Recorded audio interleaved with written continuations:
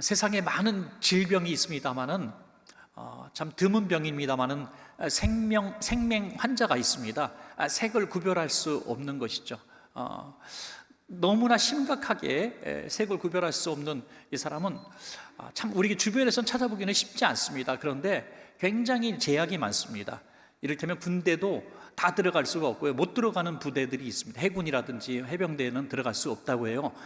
그리고 자기가 원하는 직업도 마음껏 가질 수가 없습니다. 이 색을 구별해야만 하는 직업, 특별히 디자인이라든지 설계라든지 건축 이런 거 할 때는 이 색을 구별할 수 없는데 어떻게 인테리어 작업을 하겠습니까? 그래서 그런 데도 들어갈 수가 없습니다. 그래서 굉장히 자괴감을 많이 느낀다 그래요. 신호등이 색이 변했는데도 그 색깔 구별을 잘 하지 못하고, 또 나무를 봐도 파랗다는 나무가 그에게는 흑색으로 보이니 얼마나 기가 막힙니까? 이렇게 표현하더라고요. 칼라 세상에 흑백으로 살아가는 사람들. 그러니까 참 힘들죠. 마땅한 치료법이 없기 때문에 수십 년 동안 그렇게 흑백 세상에서 사는 외톨이 같은 삶을 사는 그런 분들입니다. 그런데 또 이 생명 보정 안경이라는 게 있는데 완벽하지는 않겠지만 그래도 색을 볼 수 있는 그런 기적을 주었죠. 우리가 짧은 영상 하나 보시죠. Happy birthday, dear Daddy. Happy birthday to you. Oh, there's something for you to open. He's posing. If I was going to guess, Don't guess. You're gonna guess wrong.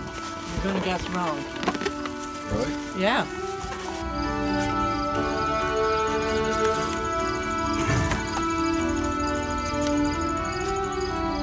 Happy birthday, baby, from all of us. Happy birthday. What is this? Put them on. Your sunglasses.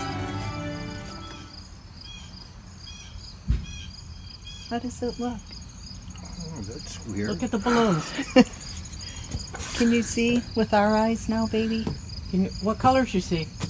Those? You see colors now? Oh, the trees are neat.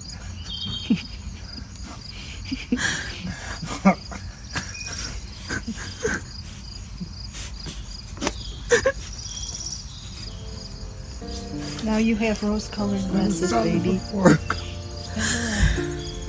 Turn around. What about the flowers in the house?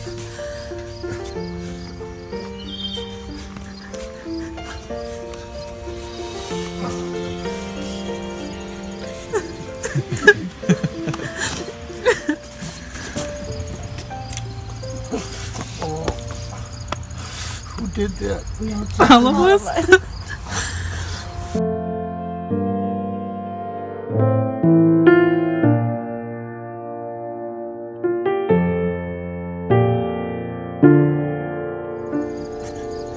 Doesn't look like mud.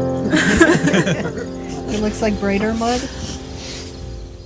네, 참 감동적인 영상이죠. 이 영상에서 특별히 아내가 남편에게 했던 말이 굉장히 마음에 와닿습니다. 이제 당신도 우리와 같은 것을 볼 수 있다는 그런 표현이죠. 우리의 눈을 가졌다는 거예요. 똑같은 눈을 가지고 똑같은 것을 본 줄 알았는데 윌리엄만 66년 동안 보지 못했던 세상, 이제 이 안경을 쓰고 보게 되었다는 거죠.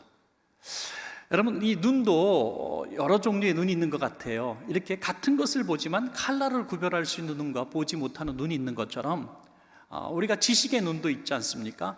엑스레이 어떤 판독을 하는 것도 일반인이 보면은 도무지 알지 못하지만 공부한 사람은 그 엑스레이 똑같은 사진을 보고 판독이 가능하죠. 그 다른 눈입니다. 그리고 또 불쌍한 사람을 봤을 때 어떤 분은 굉장히 불쌍히 여기는 마음으로 그 사람을 대할 수 있고요. 어떤 사람은 똑같은 그 불쌍히 여겨야 될 사람을 바라보면서 귀찮아하고 물리치는 이런 눈도 있습니다. 작품을 봐도 어떤 분은 굉장히 감동을 받아서 한참을 보는 사람이 있고, 어떤 분은 이런 건 나도 그리겠다 하면서 쳐다도 보지 않는 사람도 있다는 것입니다. 똑같은 걸 보는 것 같지만 너무나 다른 세계를 우리가 세계관 속에서 살아가고 있다는 것이죠. 여러분, 거기 마찬가지로 우리 저와 여러분에게는, 성도들에게는 세상 사람들이 도무지 볼 수 없는 그런 세계를 우리가 보고 있는 것입니다. 그게 무슨 눈입니까? 바로 우리의 영적 눈을 통해서 보는 영적 세계인 줄로 믿으시기 바랍니다. 우리가 제일 전도할 때 많이 듣는 얘기 중에 하나가, 또 교회를 조롱하면서 하는 얘기 중에 하나가, 야, 하나님 보여주면 내가 믿겠다 하는 거죠. 볼 수가 없습니다. 왜? 그들에게는 우리가 볼 수 있는 이런 영안이 없기 때문에 절대로 볼 수가 없습니다. 작은 이 안경 하나 쓰고도 66년 동안 보지 못했던 칼라를 보는 것처럼 어느 날 그들의 눈이 열려져서, 영의 눈이 열려져서 우리가 믿는 그 하나님을, 실존하시는 하나님을 보게 되는 날이 되어야 그들이 볼 수가 있게 되는 것이죠. 못 본다고 실체가 없는 것이 아니라는 것입니다. 여러분, 그래서 오늘 말씀의 제목이 뭡니까? 하나님만 바라보아야 할 때가 있다는 거죠. 하나님만 바라봐야 할 때, 그때 하나님이 보이는 것입니다. 이것도 보고 저것도 보고 하나님도 봤으면 좋겠다, 이런 식으로 신앙생활에서는 하나님을 볼 수가 없습니다. 우리 그리스도인들도 신앙생활 하다가 어떤 중요한 때가 있습니다. 계기가 있습니다. 그 계기를 통해서 정말 하나님이 살아계시구나, 이 실존하시는 하나님, 마치 이 안경을 쓰고 갑자기 세상이 칼라로 보이는 것처럼, 보이지 않던 세계가 보이는 것처럼 우리 하나님을 보게 된다는 것이죠. 우리는 그 기회가 올 때 절대로 놓쳐서는 안 됩니다. 꽉 잡아야 한다는 것이죠. 자, 그러면 언제 우리가 하나님만 바라봐야 될 때입니까? 첫 번째로, 하나님의 도움이 필요할 때 우리는 하나님만 바라봐야 합니다. 여러분, 하나님의 도움이 필요할 때. 오늘 시편은 이제 바벨론 포로에서 해방돼서 고국으로 돌아가는 길에 지은 찬양시입니다. 너무나 기쁘고 감사한 일이지만 고국으로 돌아가는 길이 너무나 험난한 길이죠. 지금도 힘 있는 민족과 국가가 막 침략도 하고 이런 시대니 이 당시는 어떻겠습니까? 힘 있는 자는 다 강도처럼 돌변해서 막 빼앗고 죽이고 하는 그런 시대입니다. 그런데 70년 동안 포로 생활하던 그들이 고향으로 들어가는 그 길이 얼마나 정말 초라했을까요? 난민들 행렬 같지 않았을까요? 난민들? 무슨 군사가 있고 무기가 있겠습니까? 그래서 이런 두려움이 있는 거죠. 산을 쭉 바라보니까 산이 병풍처럼 둘러서 있는데 그 산이 마치 주변의 강대국처럼 보이는 거예요. 힘 있고 권세 있는 사람들처럼 보이는 거예요. 그래서 저 산 같은 존재가 우리를 지켜줄 수 있을까? 저는 힘 있는 국가들이 우리를 보호해 줄 수 있을까? 그럴 이유도 없죠. 그들을 보호해 줄 이유가 뭐 있습니까? 오히려 공격하고 빼앗죠. 그래서 이 시인은 이렇게 얘기하죠. 아니다, 저 산들처럼 강한 민족과 사람들이 우리를 왜 보호해 주겠느냐? 우리는 그들을 바라보지 말고 그들을 지으신, 산과 바다와 하늘을 지으신 그 하나님, 창조주 하나님을 우리는 의지하리로다, 이렇게 말하고 있는 것이죠. 자, 그러한 생각을 가지고 시편 121편 1절에서 2절 한번 같이 읽어보시겠습니다. 시작. 내가 산을 향하여 눈을 돌리라. 나의 도움이 어디서 올까? 나의 도움은 천지를 지으신 여호와에게서로다. 아멘. 세상에는 자기 의지가 굉장히 강한 사람도 있고요, 또 어떤 분은 자기의 인맥을 자랑하는 사람도 있고요, 자기의 건강과 실력, 능력을 자랑하는 분들이 많이 있습니다. 그래서 자기 혼자의 문제가 아니라 어떤 상황이 생겨서 감당할 수 없게 되면 나는 이런 사람에게 도움을 받을 수 있어, 난 이런 권력자를 알기 때문에 나를 도와줄 수 있어, 이렇게 너무나 마음 편안하게 생각하는 사람들도 많이 있습니다. 그런데 우리 그리스도인의 눈은 그들과 같아서는 안 된다는 거죠. 그들은 눈에 보여지는 산과 같은 사람들이죠. 산과 같은 존재들입니다. 힘이 있고 권세 있어 보이고 뭐든지 끝까지 나를 책임져 줄 것 같지만, 우리 그리스도인들은 영의 눈을 떠서 그들 위에서 그들을 다스리시는 하나님을 볼 수 있어야 한다는 것입니다. 여러분, 그 눈이 열린 사람은 어떠한 상황에 있어도 사람을 의지하지 않습니다. 환난이 오면 우리는 그 하나님을 향해서, 창조주 하나님을 향해서 부르짖게 되는 것입니다. 시편 50편 15절에 환난 날에 나를 부르라. 내가 너를 건지리니 내가 나를 영화롭게 하리로다 그랬어요. 환난이 있으면 산들을 바라보지 말고, 그 권력자들, 힘 있는 사람들을 바라보지 말고 이 온 세상을 다스리는 하나님을 향해서 부르짖어라. 사람을 향해서 부르짖으면 하나님이 응답하지 않겠다는 겁니다. 우리가 기도할 때 조금 자세하게 말씀을 드린다면 이런 거 아닐까요? 돈을 빌려야 되는데 제가 은행 가서 은행 지점장하고 상담도 하고 하는데 빌려줄 것 같기도 하고 안 빌려줄 것 같기도 하고 막 그래요. 그러면 이렇게 기도하죠. 주여, 오늘 그 지점장님의 마음이 막 감동이 돼서 꼭 빌려주게 해주세요. 우리는 그렇게밖에 기도할 수 없는 거죠. 그런데 결국 안 됐어요. 안 됐는데 이제는 하나님밖에 없습니다. 하나님 하고 우니까 다른 지점에서 더 싼 금리로 더 많이 빌릴 수 있었다. 뭐 이게 제가 지어낸 얘기입니다. 물론 지어낸 얘기인데 이런 일들이 왜 있을 수 없겠습니까? 사람을 바라보고 자기가 계획을 세우고 그 문제를 이렇게 자세하게 하나님께 아랜다고 해서 그 문제가 최선이 아니라는 겁니다. 우리는 모든 세상의 은행들을 다 다스리시는 그 하나님 앞에 기도하면 하나님이 가장 좋은 것을 우리에게 주신다는 것입니다. 우리가 하나님 외에 다른 것들을 의지하고 그들을 바라보는 것을 하나님은 너무 싫어하시는 거예요. 성경을 자세히 읽어보다 보면 하나님, 저 지금 든든합니다. 나의 믿을 만한 사람 많이 있어서 든든합니다. 이걸 하나님이 너무 싫어하시는 거예요. 시편 146편 3절에서 5절 보면 귀인들을 의지하지 말며 도울 힘이 없는 인생도 의지하지 말지니 그의 호흡이 끊어지면 흙으로 돌아가서 그날에 그의 생각이 소멸하리로다. 야곱의 하나님을 자기의 도움으로 삼으며 여호와 자기 하나님에게 자기 소망을 두는 자는 복이 있도다. 할렐루야. 이런 여호와 하나님만 향해서 소망을 두는 자는 복이 있도다. 왜 복이 됩니까? 하나님께서 도와주시기 때문에 복이 되는 것입니다. 그래서 우리는 많은 인생의 경험을 통해서 하나님께 직접 가서 하나님께 아뢰는 것이 가장 좋은 길이고 빠른 길이구나 하는 것들을 깨닫게 돼요. 그걸 깨닫기까지는 많은 실수들을 합니다. 어떤 문제가 있을 때 그 문제를 풀 수 있을 것 같은 사람한테 가서 매달리고요, 인간적인 방법을 쓰기도 하고 또 세상 사람들이 다 하는 방법이라고 하면서 우리가 뇌물이라든지 또 위법이라든지 이런 것들도 슬금슬금 행하면서, 그리고 또 교회 와서 기도하죠. 하나님 도와달라고 말이죠. 하나님 그렇게 할 때 도와주시지 않는다는 거죠. 어떻게 우리를 그것을 깨닫게 하시는가? 그 도울 자의 손길을 다 끊어버리시는 방법밖에 없는 거예요. 그래서 어떤 누구도 나에게 도움이 될 수가 없고, 어떤 인맥과 권력과 어떤 실력과 과거에 쌓았던 인맥 어떤 것으로도 도무지 나는 회복될 수 없는 지경까지 몰아넣으시는 것입니다. 우리 성도님 가운데 그런 고백하시는 분의 고백도 들어봤습니다. 도무지 내 힘으로 일어날 수 없는 상황까지 갔다가 어떻게 돌아보니까 일어나 있는 거예요.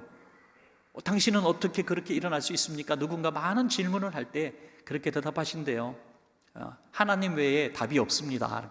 하나님밖에 설명할 길이 없습니다. 할렐루야. 우리 삶이 그렇다는 거예요. 왜 그것을 깨닫기까지 우리는 그 벼랑 끝까지 내몰려 볼 수밖에 없게 하시는, 내몰아 가시는 그 하나님의 마음을 이해한다는 것이죠. 그러니까 제가 늘 설교 시간에 무례한 것 같지만 말씀을 드립니다. 좋은 말 할 때 하나님만 의지하시기 바랍니다, 여러분. 고난 다 당하고 죽을 고비 다 넘기고 끝자락까지 가서요, 이제 하나님밖에 희망이 없습니다. 그렇게 할 필요가 뭐 있습니까? 아직도 인맥도 있고 할 수 있는 것도 보이고 내 실력도 아직도 믿을 만한데 그 순간에 다 내려놓고 하나님만 내가 의지합니다. 이렇게 할 때 하나님이 우리를 순적한 길로 인도해 주시지 않겠습니까, 여러분? 그러므로 정말 길이 없고 환난이 있고 고난이 있을 때, 도움이 필요할 때 다 내려놓으시고 오늘 이 시간부터 하나님밖에 소망이 없습니다 하고 하나님만 바라보시는 우리가 될 때 영의 눈이 활짝 열려서 우리 주님이 보여질 줄로 믿습니다, 여러분. 두 번째로, 언제 우리가 하나님만 바라볼 때인가? 하나님의 위로가 필요할 때입니다. 하나님의 위로. 여러분, 어떤 위로가 힘이 있습니까? 위로할 만한 사람이 위로할 때 힘이 있는 겁니다. 자기나 나나 비슷한 상황에 위로하면 위로가 별로 되지 않아요. 그런데 위로할 수 있는 사람이 위로할 때 큰 위로가 됩니다. 어떤 질병이 있어요. 질병이 있는데 이게 질병이 이제 진단도 받고 또 하다 보니까 좀 어려운 병이라는 게 이제 밝혀졌습니다.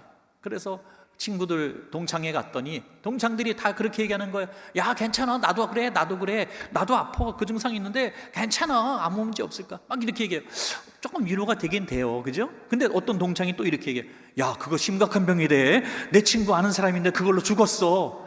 그걸 왜 그 자리에서 또 얘기합니까? 막 그래서 이런 얘기들이 막 하고 갈 때 참 내가 이 자리에 있을 필요가 있을까 하는 생각이 들 거예요. 그런데 병원에 다 다음 주에 갔는데 의사 선생님이 다 차트 보고 검사를 하고 나더니 웬일입니까? 선생님 엄청 많이 호전됐습니다. 선생님 이 병으로 선생님은 절대로 돌아가시지 않습니다. 이 말이 위로가 될까요, 안 될까요?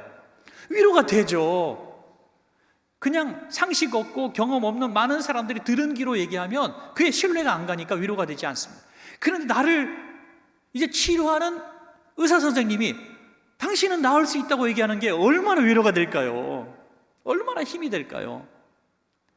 여러분, 예수님께서 우리를 위로하시기에 충분하신 분인 줄로 믿으시기 바랍니다. 우리가 아무리 마음의 고통을 당하고 육신의 고통을 당하고 끔찍한 일을 당해도 예수님보다 더 큰 고난 당한 사람이 어디 있습니까?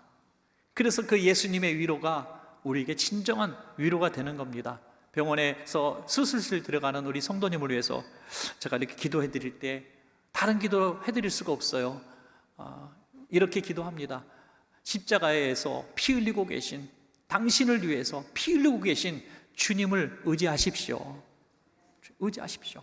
지금 나만 억울한 것 같고, 나만 수술 받는 것 같고, 나만 제일 정말 세상 살아가는 운이 없는 것 같고, 이런 생각이 들잖아요. 다들 건강한데 나는 왜 이렇게 수술해야 돼?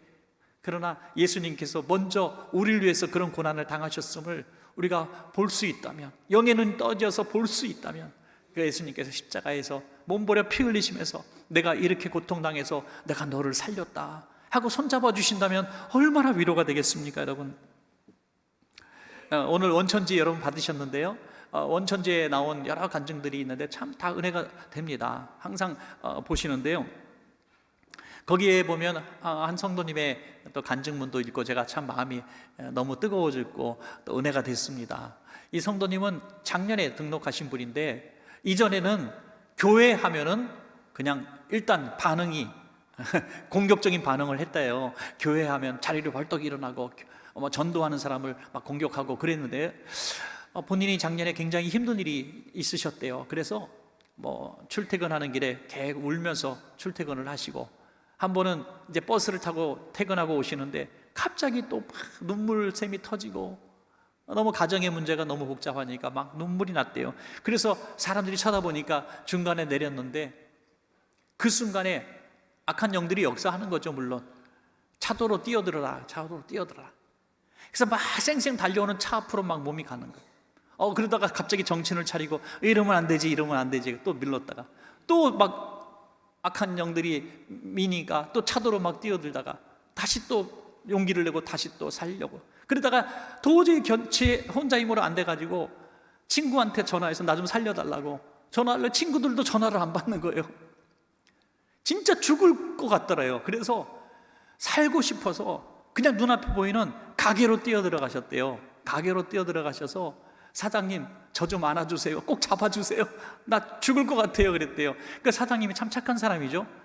거의 1시간을 같이 안아주면서 위로해 주셨답니다. 한참 울고 긴장이 좀 풀리고 이제 부끄럽기도 하고 그랬겠죠. 이제 나오려고 하는데 웬 아주머니가 뻔히 자기를 쳐다보고 있다가 우리 교회 나오세요 그러더래요. 우리 교회 나오세요. 우리 교회가 어느 교회일까요? 원천교회랍니다. 네, 우리 교회에 나오세요 그랬답니다. 네. 교회요? 전에 같으면 막 공격적인 반응이 나왔을 텐데 네 갈게요 라고요. 자기도 놀라는 대답을 하고 전화를 주고받고 다음 주 주일에 저희 교회에 나오셨습니다. 그리고 등록하시고 등록해서 환영하는 그 자리에서 아주 얼마나 통곡하듯이 눈물을 흘렸는지 모릅니다. 여러분 간증집 나중에 자세히 읽어보시면 참 마음에 와닿는 이런 표현을 하셨어요. 제 아픔을 아시는 하나님이 저를 직접 찾아오시어 저를 지켜주시고 살펴주신다는 사실을 알게 된 그날을 어찌 제가 잊을 수 있을까요? 라고 했습니다. 차도로 뛰어들 수 있는 그런 순간에 하나님이 부르시고 한 가게로 인도하시고 거기서 복음을 듣게 하시고 교회로 인도받아 지금도 열심히 신앙생활하고 오늘 이 자리에 3부 예배에 참석하셨습니다. 제가 양해를 구하고 간증을 하고 있어요. 사랑하는 여러분, 아무리 절박한 상황이 와도 우리는 두려워할 필요가 없는 것은 하나님이 우리를 보고 계시기 때문입니다. 이 성도님도 본인은 깨닫지 못했지만 이제 알아가는 거예요. 나는 하나님을 모르고 하나님을 거역하는 순간도 있었지만 내가 진짜 위기의 순간이 왔을 때 하나님이 나를 찾아와 주셨고 강권적으로 나를 만나 주셨고 나를 인도해 주셨구나 하는 것을 이제야 깨닫게 되는 겁니다. 저는 오늘 설교를 준비하면서 또 이 간증을 보면서 마음이 굉장히 뜨거워지는 그런 부분이 있습니다. 다 잊으셔도 이 한마디 말씀은 꼭 기억해 주셨으면 좋겠습니다. 그것은 여러분들이, 저와 여러분들이 볼 수 있든 볼 수 없든 하나님의 존재를 인정하든 인정하지 않든 이 자리에 계신다면, 오늘 영상으로 예배드리는 여러분이시라면 분명한 것은 하나님은 과거에도 함께 하셨고 오늘도 함께 하시고 내일도 여러분과 함께 하실 것입니다. 이 사실을 잊어버리지 마시고 불신하지 마십시오. 우리가 아니라고 해도 하나님은 계십니다. 실존하십니다. 이 자리에 계시고 예배드리는 이 순간이 저는 그 확신이라고 또 증거라고 믿습니다. 여러분, 시편 42편 본문을 보면 다윗이 정말 위기의 순간을 맞이했습니다. 아들에게 쫓겨서 왕궁에서 쫓겨나고 교회를 가고 싶어도 성전에 갈 수가 없는 이런 마음이 너무 안타까운 심령이 있었습니다. 그런데 그를 더 괴롭혔던 것은 자기 때문에 하나님의 이름이 멸시를 당하는 것이었습니다. 시편 42편 3절에 보면 사람들이 종일 내게 하는 말이 내 하나님이 어디 있느냐 하오니 내 눈물이 주야로 내 음식이 되었도다. 음식이 되었대. 눈물이 너무 많이 나서 음식이 되었다는 겁니다. 하나님, 저 때문에 하나님의 이름이 부끄러움 당했으니 너무나 죄송합니다 하는 거죠. 내 하나님이 어디 있냐? 내 하나님이 계시다면 너 그럴 수 있느냐 이거죠. 사랑하는 여러분, 우리가 살아가면서 믿지 않는 우리의 가족들, 친척들, 이웃들, 회사 사람들한테 혹시라도 한 번이라도 이런 얘기 들어본 적 있습니까? 야, 하나님이 어디 있어? 하나님이 어디 있어? 언젠가 제가 드렸던 우리 교회에서 여러분들이 도와주셔서 교회 월세 2년치 내드리고 정말 그 친구하고 저하고 아주 교제하고 또 최근에는 또 다른 좋은 교회 제가 안내해서 또 사역자로 들어갔는데요.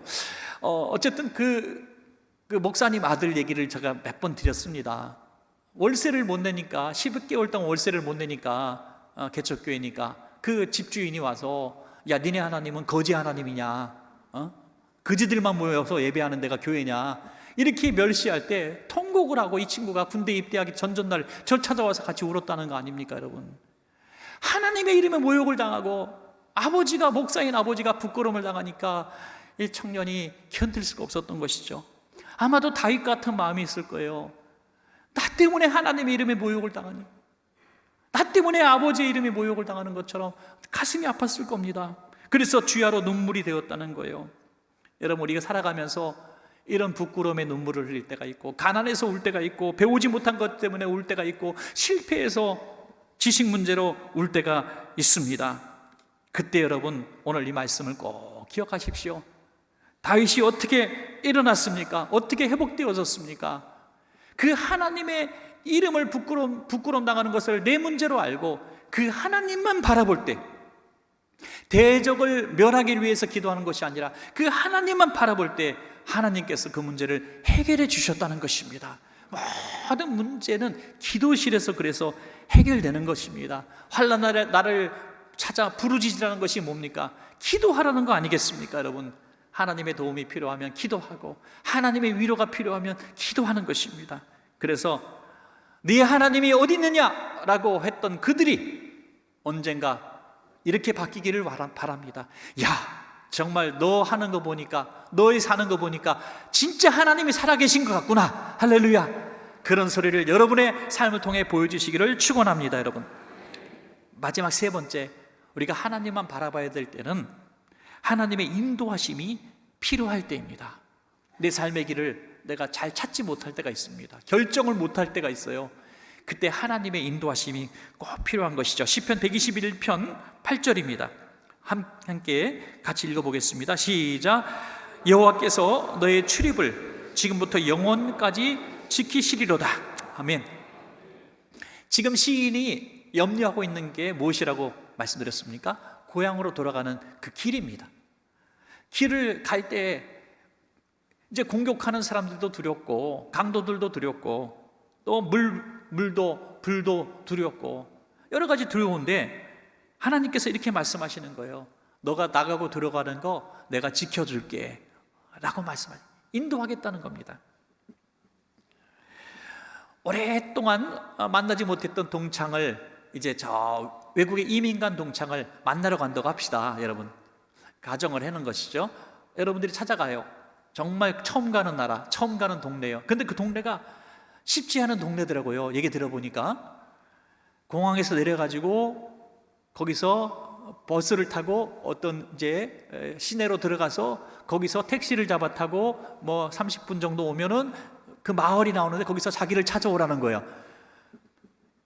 영어도 못하고 또 뭐 지금 입국 수속도 어떻게 하는지도 몰라가지고 정말 두근두근 거리는 사람한테 그렇게 얘기한들 얼마나 두렵겠습니까?